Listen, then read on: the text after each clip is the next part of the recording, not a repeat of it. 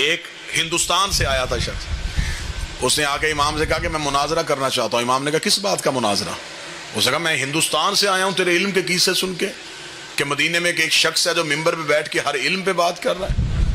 اس نے کہا چل میں تجھ سے پوچھتا ہوں، تو مجھے سوالوں کے جواب دے۔ امام نے کہا کون سے؟ اس نے کہا مجھے بتا کہ انسان کی اس بیماری کا علاج کیا ہے، اس بیماری کا علاج۔ امام سارے سوالوں کو جواب دیتے رہے۔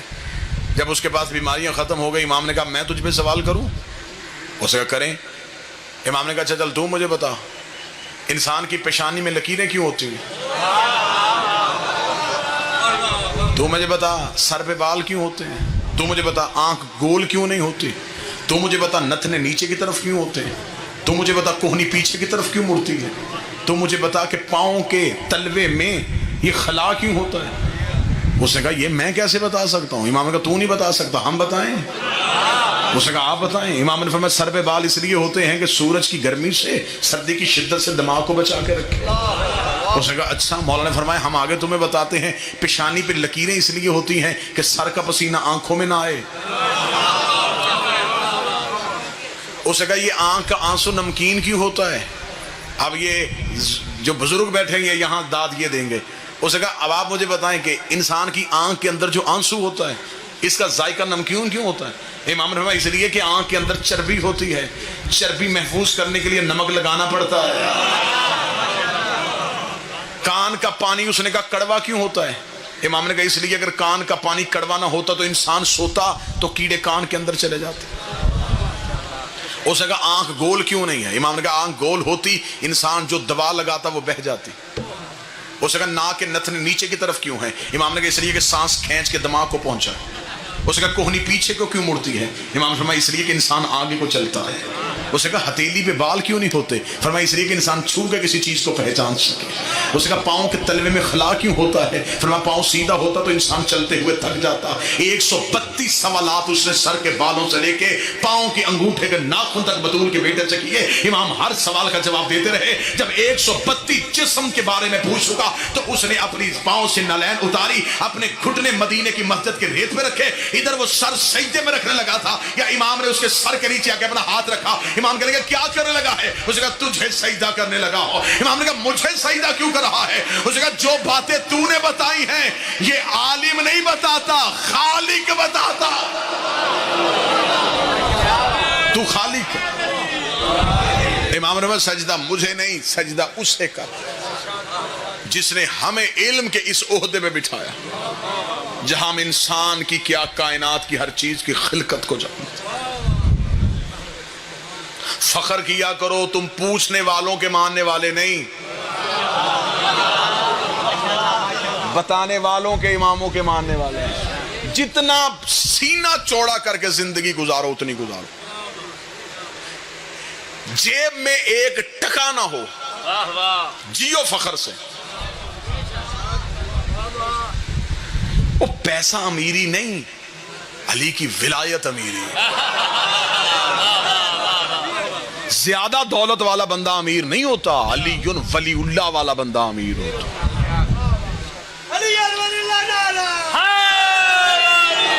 سینہ جوڑا کر کے جیو، فخر سے جیو، کیونکہ ہمارے پیر ہمارے امام ان کے ایڈریس یہ نہیں کہ ان کے پہلو میں کسی نے پوچھنا جی میں نے اپنے پیر کی قبر پہ زیارت کرنے جانا، اور دوسرا کہے ان کے ساتھ۔ ہمارے ان کے ساتھ نہیں، ہمارے جہاں جاتے ہیں وہ جگہ مشہور کر دیتے ہیں۔ یہ مکے میں آئے تو معظمہ کر دیتے ہیں، یہ مدینے پہنچے منورہ کر دیتے ہیں، یہ نجف میں آئے تو اشرف کر دیتے ہیں، یہ کربلا میں پہنچے تو معلی کر دیتے ہیں، یہ مشہد میں جائیں تو مقدس کر دیتے ہیں، یہ کاظمین میں جائیں تو شریفین کر دیتے ہیں، یہ جگہیں معتبر کر دیتے ہیں۔ آج بڑے شکر سجدہ شکر ادا کیا کرو کہ آج ایک فرمان سننے کے لیے کئی جگہوں سے تمہیں وہ فرمان نصیب ہو جاتا۔ مصر کا رہنے والا شخص تھا، امام صادق کا دور تھا۔ بڑی اہم بات، بڑا اہم مسئلہ واقعے میں سنانے لگا۔ بندہ مصر میں رہتا تھا، غصے میں اپنی عورت کو طلاق دے بیٹھا۔ مصر کے رہنے والے مولویوں سے پوچھا جواب سے مطمئن نہیں ہوا، سفر کیا، مدینے آ گیا۔ جب وہ مدینے پہنچا تو حکومت نے امام کو نظر بند کر دیا تھا، امام کے علم کی وجہ سے امام کو گھر کے اندر قید کر دیا گیا تھا۔ جب وہ مدینے پہنچا تو مدینے پہنچ کے اس نے لوگوں سے کہا کہ وارث رسول کہاں بیٹھا ہے؟ انہوں نے کہا دربار میں۔ وہ جب سیدھا دربار میں گیا جو تخت پہ بیٹھا تھا، اس سے جا کے اس نے کہا جی کہ میں مصر سے آیا ہوں، کلمہ نبی کا پڑھتا ہوں، ساری زندگی میں نے رسول کو دیکھا نہیں، اسلام مصر پہنچا تھا، میں نے اسلام قبول کر لیا، مجھے مذہب اچھا لگا، میں نے مان لیا، اب میں بتوں کی پوجا نہیں کرتا، میں محمد کے اللہ کو مانتا ہوں، اس محمد کی رسالت کا اقرار کرتا ہوں، اس محمد کے وارث آپ ہیں؟ انہوں نے کہا جی ہم ہیں۔ اس نے کہا جی مجھے اس دین کا مسئلہ بتائیے، میں غصے میں اپنی زوجہ کو طلاق دے بیٹھا ہوں، اس بارے میں محمد کا دین کیا کہتا ہے؟ حاکم نے کہا کہ یہ مسئلہ میں نہیں بتاؤں گا، شام تک انتظار کر، شام کو جو دربار کے علماء آئیں گے نا ان کے سامنے اپنا مسئلہ رکھنا۔ وہ شام تک دربار میں بیٹھا رہا، سارا دن وہ دربار کا منظر دیکھتا رہا۔ شام کو مولوی دربار میں آئے، اس نے کہا جی کہ میں مصر سے آیا ہوں، غصے میں اپنی بیوی کو طلاق دی ہے، اب کیا کروں؟ انہوں نے جب اسے جواب دیا، اب میں اشارہ کروں گا، بعد میں کھل کے نہیں بتا سکتا، وہ سیدھا واپس آ کے حاکم کے پاس کہنے لگا جواب سن کے میں مطمئن نہیں ہوا، اتنا پتا چل گیا ہے نہ ان کا تعلق غیرت سے ہے نہ تیرا تعلق غیرت سے، یہ کوئی غیرت کا مذہب ہے؟ واللہ با حسین، میں ممبر کی عزت کا سب جتنے میرے شیعہ سنی مہربان بیٹھے، کتابیں لکھتی ہیں کہ اس شخص نے اپنی داڑھی کو نوچا اور نوچ کے کہنے لگا وائے ہو مجھ پہ، کیوں میں نے محمد کا کلمہ پڑھا، حیرانگی ہے مجھے، کیوں میں نے اسلام قبول کر لیا؟ یہ ایسا مذہب ہے؟ یہ اسلام کو برا بھلا کہتا دربار سے نکل رہا تھا، یا صادق آل محمد کے نوکر نے کلائی پہ ہاتھ رکھ کے کہا وارث کی پہچان تجھے نہیں ہے، گلا اسلام کو دے رہا۔ اس نے کہا پھر وارث کون ہے؟ انہوں نے کہا وارث یہ نہیں۔ اس نے کہا یہ کون ہے؟ انہوں نے کہا یہ تو تخت والے ہیں۔ نبی کے جانے کے بعد دو حصے ہو گئے اسلام کے، ایک تخت والا اسلام ہے، ایک غدیر والا اسلام۔ اس نے کہا یہ کون ہے؟ انہوں نے کہا یہ حکومت کے، یہ سگائے دنیا ہے، یہ دنیا پرست ہے۔ اس نے کہا پھر محمد کا وارث؟ اس کے گھر کے اندر۔ اس نے کہا مجھے اس سے ملا کے لا۔ اتنا کہنا تھا، یا کتابیں کہتی ہیں اس صحابی کی آنکھوں میں آنسو ہے۔ اس نے کہا کاش تو پہلے آتا، محمد کا بیٹا محمد بن کے ممبر پہ بیٹھتا تھا، روز مجلسیں ہوتی تھی، روز درس ہوتے تھے۔ اب تو حکومت نے نظر بند کر دیا ہے، اب تو بڑا عرصہ ہو گیا میں بھی مولا کی زیارت نہیں کر سکا۔ اس نے کہا کس نے بند کیا ہوا ہے؟ اس نے کہا اسی حاکم نے۔ اس نے کہا ملے بغیر میں مان گیا ہوں وہ سچا ہے۔ اگلی سطر سننا، میں فضائل پڑھ رہا ہوں، فضائل۔ اس نے کہا میں مان گیا وہ سچا ہے۔ اس نے کہا ملا تو نہیں اور تو مان کیسے گیا وہ سچا ہے؟ اس نے کہا میں مان گیا ہوں جب اسے پابند کیا ہوا ہے، کیونکہ سچ پہ پابندی ہوتی ہے، جھوٹ پہ نہیں ہوتی۔ اگر اسے پابند کیا ہوا ہے تو وہ سچا ہے۔ اس نے کہا پھر اس نے کہا میں امام سے مسئلہ پوچھوں گا۔ اب یہاں میں نے جو بات کہی تھی کہ میں واقع میں ایک بہترین نصیحت آپ کے سامنے رکھوں گا، جو سب دعا حاصل کروں گا۔ جس وقت وہ یہ مسئلہ پوچھنے آیا اس وقت مدینے میں ایسے جید صحابی موجود تھے جو یہ کہہ سکتے تھے کہ ہم امام کے نائب ہیں، ہم بتا سکتے ہیں کہ امام اس مسئلے کے بارے میں کیا کہتے تھے، لیکن نہ امام کے شاگردوں نے کہا کہ ہم امام کے نائب ہیں، اور نہ انہوں نے ایک مسئلے پہ فتویٰ دیا کہ ہم فتویٰ دے سکتے ہیں۔ نہیں، انہیں پتا تھا کہ جب حجت موجود ہو پھر غیر معصوم فتویٰ نہیں دیتا۔ نہیں، بات ابھی سمجھیے گا، جب امام موجود ہو پھر غیر سے مشورہ کر سکتے ہو، فتویٰ نہیں لے سکتے۔ ابھی تک ہر بندہ سمجھا نہیں، اب میں اشارہ دینے لگا ہوں، ایک بہترین اشارہ۔ اگر کیونکہ پیاسے کو چشمے کی ضرورت ہوتی ہے، پیاسا کام ہے چشمے کے قریب جانا، چشمہ پیاسے کے پاس نہیں آتا۔ اب کوئی پیاسا چشمے کو ڈھونڈے ہی نہ اور نالی سے پانی پی لے، اس میں چشمے کا کیا قصور؟ جب شیعوں کو پتا ہو کہ امام موجود ہیں پھر وہ غیر معصوم کے قدموں پہ ہاتھ رکھ لیں، اس میں امام کا کوئی قصور نہیں۔ اب وہ شخص مدینے میں موجود ہے، اسے پتا ہے کہ اس دیوار کے پیچھے امام ہے۔ اس نے کہا اگر مجھ میں اتنی طاقت ہوئی میں ملوں گا ضرور۔ صحابیوں نے کہا کیسے مل سکتا ہے، وہ تو نظر بند ہے۔ اس نے کہا مجھے نہیں پتا وہ کہاں ہے، انہیں تو پتا ہے کہ میں یہاں ہوں۔ بس آخری آخری جملے کہنے لگا ہوں اور شیعت کا نتیجہ دینے لگا ہوں.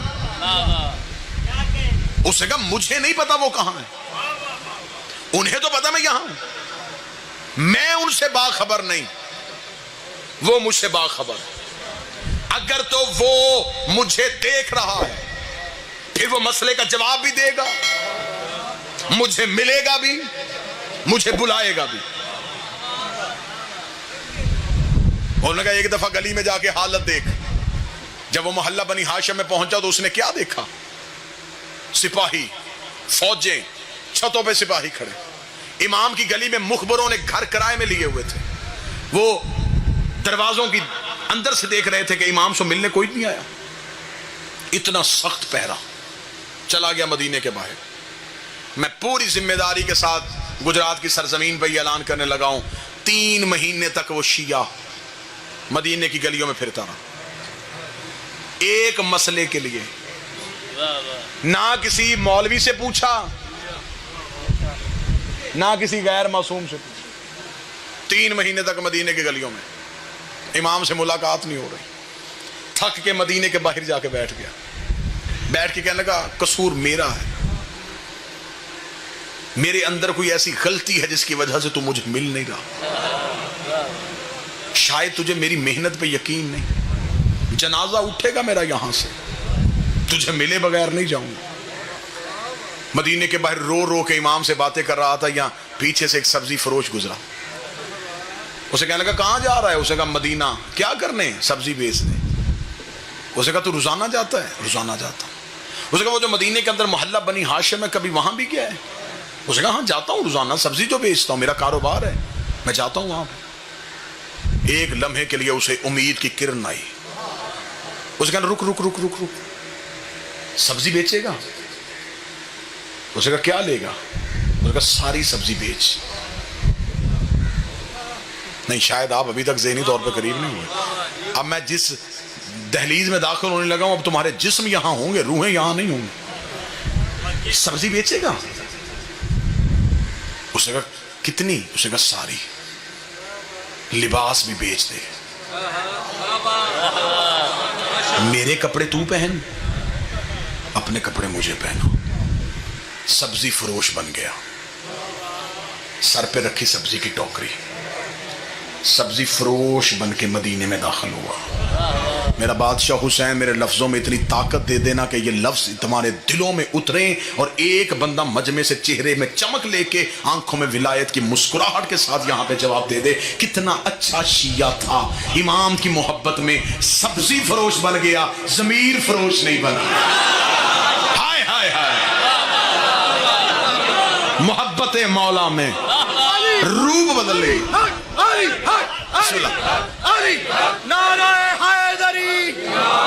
رسول کے بیٹے کی محبت میں بسم اللہ سر لباس بدل لیا. ضمیر فروش نہیں بنا, سبزی فروش بن کے مدینے میں داخل ہو گیا. کس مدینے میں؟ جہاں بطول کا بیٹا ہے. کس مدینے میں؟ جہاں 3 مہینے گلیوں میں پھر رہا اور امام سے مل نہیں رہا. مدینے میں داخل ہو گیا سبزی فروش بن کے. سبزی لے لو, سبزی لے لو. گلیوں سے ہوتا ہوتا محلہ بنی ہاشم کی طرف رخ ہو گیا. محلہ بنی ہاشم کی پہلی چیک پوسٹ جہاں فوجی کھڑے تھے انہوں نے روکا. کہاں جا رہا ہے؟ اس نے کہا سبزی بیچنے جا رہا ہوں. اس نے کہا تجھے خبر ہے اس گلی میں کون ہے؟ تو اس نے کہا مجھے نہیں پتا, میں تو سبزی فروش ہوں, روزانہ سبزی بیچنے آتا ہوں. انہوں نے کہا ہاں ہاں ٹھیک ہے گزر جا. 3 مہینے کے بعد اس مقام تک پہنچ گیا, گلی میں داخل ہو گیا, محلے میں پہنچ چکا ہے. اب پتہ ہے کہ اسی محلے میں مولا کا گھر ہے.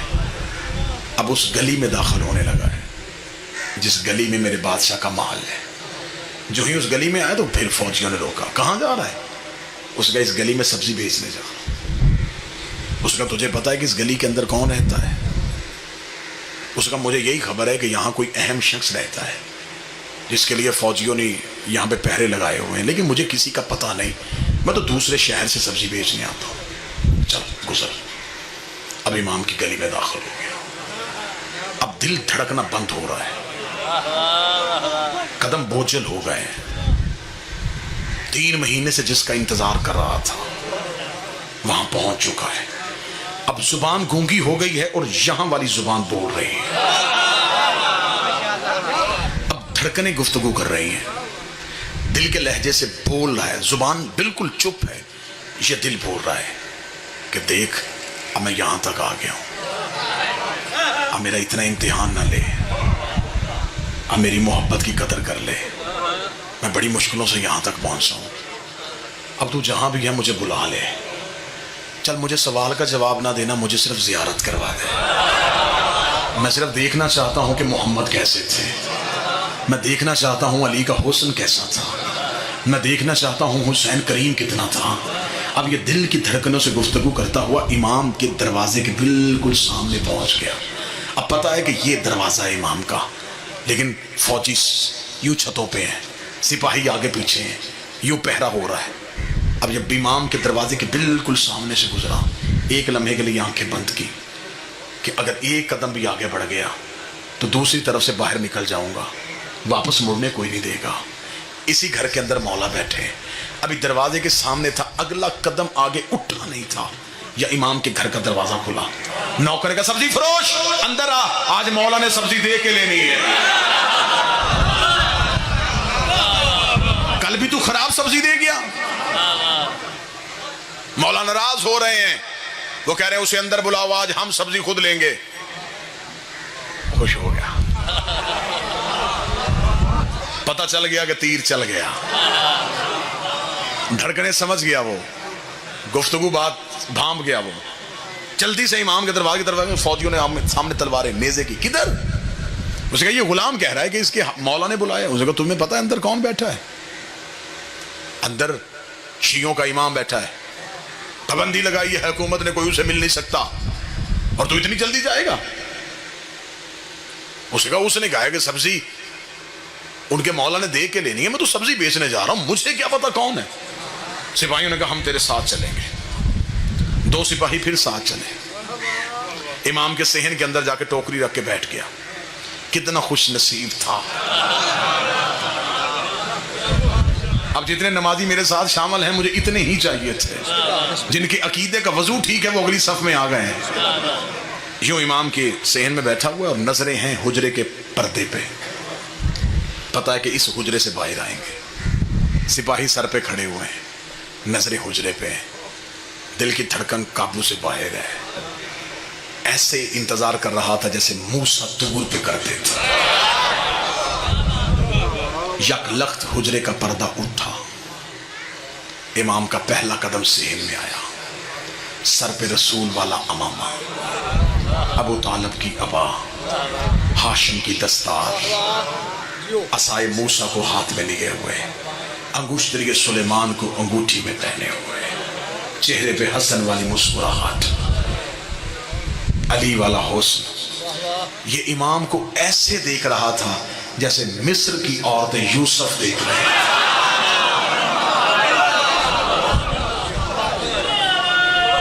بسم اللہ۔ اگلے ہی لمحے میں مہتاب امامت اس کے پہلو میں آ گیا، امام اس کے قریب آ کے بیٹھ گئے، خوشبو ولایت کو اس نے سونگھنا شروع کیا۔ امام نے اس کے قریب بیٹھ کے ٹوکری سے کپڑا ہٹایا، امام نے سبزی چننی شروع کی۔ یہ امام کا چہرہ دیکھ رہا ہے، سوالی کو سوال بھول گیا، سائل کو خبر ہی نہیں کہ میں کہاں پہ ہوں۔ یہ امام کا چہرہ دیکھ رہا تھا، اس نے سپاہیوں کی طرف دیکھا، اپنا چہرہ امام کے بالکل قریب کیا۔ اب یہ چہرہ قریب کر رہا تھا، امام نے کہا تیری طلاق نہیں ہوئی۔ کوئی ایک بندہ تو ہوگا جو قدر کرے، کوئی ایک بندہ تو ہوگا جو 35-40 منٹ کا معاوضہ مجھے دعا کی صورت میں دے دے۔ تیری بسم اللہ یا علی، عجب روحانیت کی فضا بن گئی مجلس میں، بادشاہ حسین کی قسم، عجب روحانیت کی فضا بن گئی مجلس میں۔ امام نے کہا تیری طلاق نہیں ہوئی، بسم اللہ۔ اس نے آہستہ سے لہجے میں کہا میں نے پوچھا تو نہیں۔ امام نے کہا ہم سوالوں کے محتاج ہیں۔ اس نے یوں سپاہیوں کی طرف دیکھا کہ انہیں کہیں شک نہ پڑ جائے، امام نے کہا مطمئن ہو کے بیٹھ، وہ نہیں سن رہے۔ ہائے ہائے ہائے،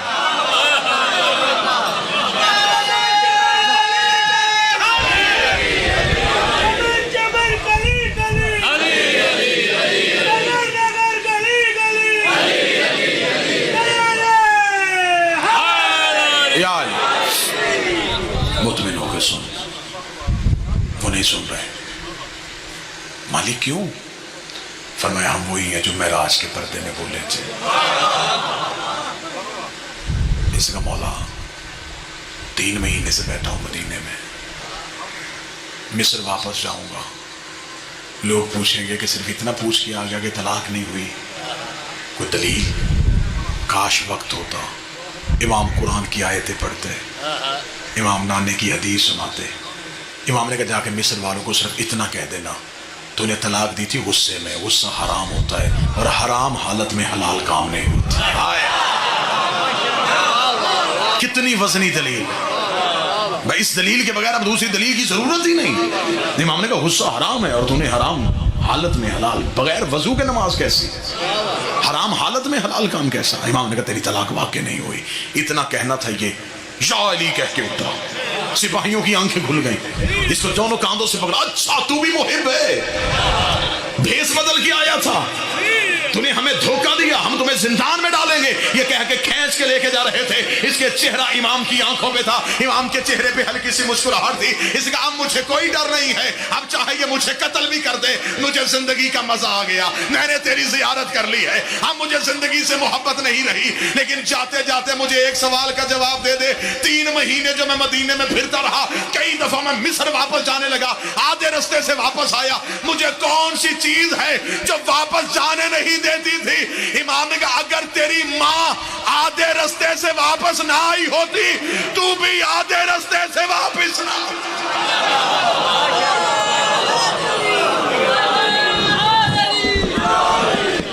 وہ بھی ایک دفعہ زمانہ جاہلیت میں گناہ کا ارادہ لے کے گھر سے نکلی تھی، آدھے رستے سے واپس پلٹ آئی.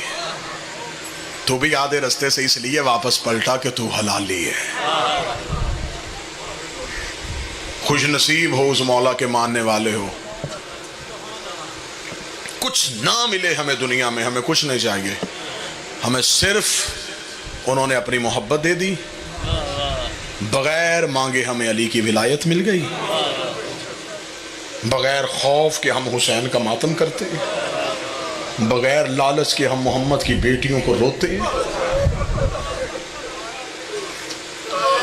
بادشاہ حسین کی عزت کی قسم، میرے بعد بہت بہترین مصائب کی دنیا کا ایک نام ہے، اللہ درجات بلند کرے بابا سید صابر حسین شاہ صاحب کے، اللہ اس پورے خانوادے کو سلامت رکھے.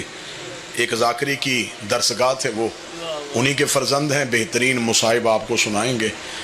بادشاہ حسین کی عزت کی قسم ہے چوئی طاہر صاحب، یہ جو آنسو آنکھ سے گرتا ہے یہ عطا ہے، یہ خیرات ہے. دن میں کئی دفعہ ذکر زہرا کے لیے جاتے ہیں، ہر آنکھ نہیں ہوتی. ایک لمحے کے لیے جس میں وہ ترس کر دیتے ہیں نا، پھر آنکھیں برسنا شروع ہو جاتی. یہ ہم پہ سب سے بڑا احسان ہے، ہم اس سے روتے ہیں جس کی لاش پہ بہنیں نہیں روئی. یہ ہم پہ سب سے بڑا کرم ہے. اگر کوئی میرا اہل سنت بھائی بیٹھا ہے، میں منت کر کے کہوں گا، میں شیعہ قوم کا خطیب ہوں، تمہارا مہمان. زمانے کو ہم سے کیا شکوہ ہے؟ ہمارے رونے پہ پابندی کیوں ہے؟ ہمیں رونے کے لیے اجازت کیوں لینی پڑتی ہے؟ ہم دنیا کو یہ کہتے ہیں کہ لوگ ہنسنے کے لیے اجازت لیتے ہیں، لوگ سرکس کے لیے اجازت لیتے ہیں. ہم اتنی مظلوم قوم ہیں، ہم صرف ایک منت کرتے ہیں، ہمیں کھل کے رونے دو. ہمارا زمانے میں ہنسنے کو دل نہیں کرتا. لوگ ہمیں کہتے تم عید والے دن بھی روتے ہو، ہم کیسے نہ روئیں؟ ہمیں نہیں پتا کہ مسلمانوں کی دونوں یہ جو عیدیں ہیں یہ سیدوں کی کوفہ کا ہے. میرا سلام ہے میری قوم کے ہر ماتمی کو. بس میں نے زیادہ وقت آپ کا لے لیا، اب مصائب میں زیادتی نہ ہو، 2 ہی جملے پڑھ دوں گا. جس بادشاہ کا فضائل پڑھا ہے اسی کی مصیبت پڑھ دیتا ہوں، کیونکہ یہ وہ مضمون ہیں جو سارا سال نہیں پڑھے جاتے. ہر شہادت آپ سنتے ہیں، یہ وہ شہادتیں ہیں جو نہیں پڑھی جاتی. میں 2 سطریں اس بادشاہ کی پڑھ دیتا ہوں. سادات و غیر سادات مجھے معاف کر دینا، یہ کائنات کا 12 آئمہ میں سے یہ غریب امام وہ ہے، اس کے گھر کو بھی بطول کے گھر کی طرح آگ لگائی گئی، جس کی ہلکی سی بھی تاریخ سے دلچسپی ہے. जाफर सादक की हवेली को जलाया गया है।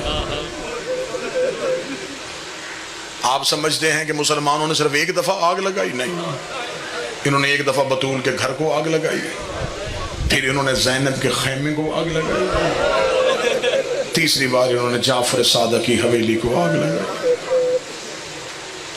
अब मुझे अगली सतर सादात से, खसूसन सादात से, मेंबर पे भी सादात बैठे माफी मांग के, जब इमाम जाफर सादक के घर को आग लगी है ना, इमाम की 4 बेटियां सो रही थी।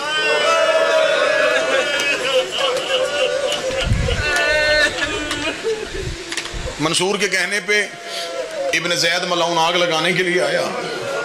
बस 1 या 2 जुमले पढ़ने मैंने, 1.5 या 2 मिनट कोशिश करना, 1.5 या 2 मिनट में मातम भी हो जाए, गिरिया भी हो जाए, जो रो ना सके वो हाय कह दे, वो भी इबादत में शामिल हो जाएगा, उसकी भी इश्क की नमाज मुकम्मल हो जाएगी।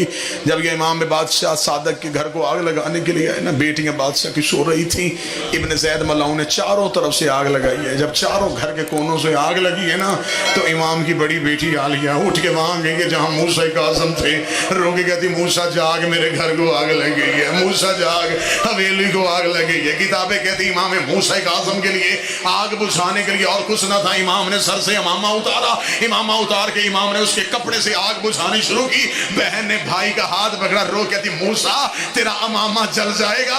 इतना कहना मूसा काज़म जमीन पे गिर गए, रो के कहा तुझे भाई की चादर की इतनी फिक्र है? हाय शाम गरीबा, मेरी माँ ज़ैनब रो के कहती सज्जाद आंखें खोल, तेरे बिस्तर को आग लगी।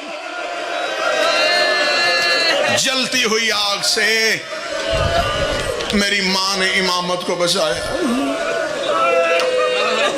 चारों तरफ से आग है। एक जुमला मैंने पढ़ लिया, एक मैंने और पढ़ना है। एक जुमले के लिए फिर मैं दावत दूंगा, जितने गैर सैयद हो हमने देना है पुरसा, जितने सादात मजलिस में बैठे हैं तुमने बहसीयत औलाद ज़हरा पुरसा वसूल करना है। अब सादात से माफी मांग के जब लग गई ना घर को, चारों तरफ से आग। इब्न ज़ैद मलऊन, मैं किताब के जुमले पढ़ूंगा, कोई रोए ना रोए, पर्दे वाला देख रहा है। इब्न ज़ैद मलऊन जब घर को आग लगा के दरबार में पहुंचा, मंसूर मलऊन ने कहा सुना खुशखबरी, जलाया जाफर सादक की हवेली, कत्ल कराया जाफर सादक को। इतना कहना था, इब्न ज़ैद मलऊन ने तलवार जमीन पे फेंकी। उसने कहा मलऊन हमसे वो जुल्म करवा जो हमसे बर्दाश्त होते हैं, हमसे वो जुल्म ना करवा जो हमसे बर्दाश्त नहीं होते। उसे कहा क्या करके आया है? उसे कहा जब हमने हवेली इसकी आग लगा दी, हम घर के अंदर गए हैं, उसकी 4 बेटियां बाबे के ऊपर गिरी हुई थी, रो के कहती हमें कत्ल कर दे, मेरे बाबे को कुछ न कहना। उसे कहा आखिर हम भी साहिब औलाद थे, मैं उसकी बेटियां कैसे कत्ल करता, और दुश्मनी तेरी जाफर सादक के साथ है, हम वापस आ गए हैं। इतना जुमला सुनना था, एक मर्तबा पुरसा देना, मौला जाफर सादक तेरी किस्मत है, तेरी 4 बेटियां तेरे ऊपर आई और तेरा कातिल वापस चला गया।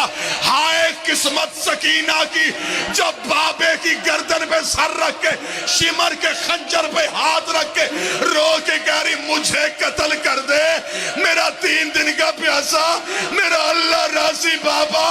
इस बेगैरत ने एक हाथ उठाया, सकीना के चेहरे पे तमाचा